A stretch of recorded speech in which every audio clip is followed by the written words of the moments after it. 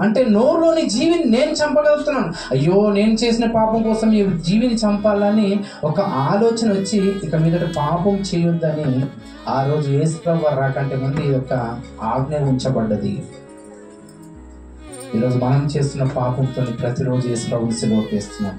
బాప్తిసం తీసుకున్న నీవు రొట్టె ద్రాక్ష రసంలో చెయ్యి వేసి నువ్వు తప్పు చేస్తుంటే యేసుప్రభువు నువ్వు మరలా మరలా మరలా నువ్వు సిలువ వేస్తున్నావు. ఆ రోజు ఒకటేసారి వేస్తాడు.